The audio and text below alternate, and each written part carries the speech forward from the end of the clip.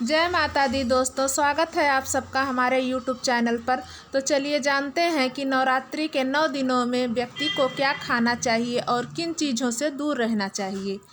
यह केवल आहार का नियम नहीं है, बल्कि साधना का एक गहरा हिस्सा है। हर दिन का भोजन देवी के स्वरूप से भी जुड़ा हुआ है और यह माना जाता है कि कुछ इस दिनों का सात्विक आहार साधक को देवी के गुणों और आशीर्वाद से जोड़ता है। नवरात्रे में सबसे पहले यह ध्यान रखना जरूरी है कि भोजन सात्विक हो, हल्का हो और शरीर को साधना के योग्य बनाए। भोज हमेशा ताज़े फल, दूध, दही, सूखे मेवे, कुट्टू, सिंघाड़े का आटा, सावे का चावल, साबूदाना और आलू जैसी चीज़ों से बनाना चाहिए। नमक के लिए केवल सेंधा नमक का प्रयोग करना चाहिए, क्योंकि यह शुद्ध और व्रत में स्वीकार माना गया है। पहले दिन जब माँ शैलपुत्री की पूजा होती है, उस दिन सफ़ेद रंग के आहार का महत्व है। इस दिन दूध, दही और सफ़ेद मिठाई का सेवन शुभ माना जाता है। इससे साधक को स्थिरता और पवित्रता मिलती है। दूसरे दिन माँ ब्रह्मचारिणी की उपासना के समय सात्विक फलाहार लेना सर्वश्रेष्ठ माना गया है।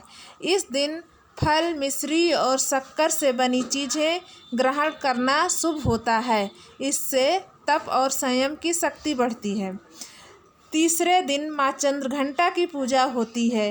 इस दिन साधक को दूध से बने पकवान या मिठाई जैसे खीर या पायसम का भोग लगाना चाहिए और फलाहार करना चाहिए।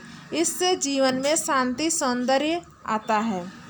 चौथे दिन माँ कुष्मांडा की पूजा में मालपुए और हल्के सात्विक पकवान का महत्व बताया गया है। फल और हल्के भोजन के साथ मालपुए या हल्के भोजन के साथ आटे से बनी सात्विक मिठाई खा सकते हैं। पाँचवें दिन माँ स्कंद माता की पूजा होती है। इस दिन केले का भोग लगाना शुभ होता है। केले का फलाहार के रूप में लेना भी स्वास्थ्य और संतान सुख प्रदान करने वाला माना गया है।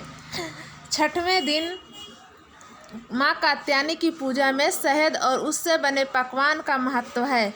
इस दिन शहद का सेवन करने से साधक के जीवन में साहस और सौंदर्य आता है। व्रतधारी फल और हल्के आहार के साथ शहद का सेवन कर सकते हैं। सातवें दिन माँ कालरात्रि की पूजा होती है। इस दिन गुथ और सात्विक पकवान प्रिय माने गए हैं। गुथ शरीर को ऊर्जा देता है और साधना में शक्ति प्रदान करता है। साधक को इस दिन गुथ से बने हल्के पकवान या फलाहार करना चाहिए। आठवें दिन माँ महागौरी की पूजा होती है। इस दिन नारियल या नारियल से बने पकवान का विशेष महत्व है।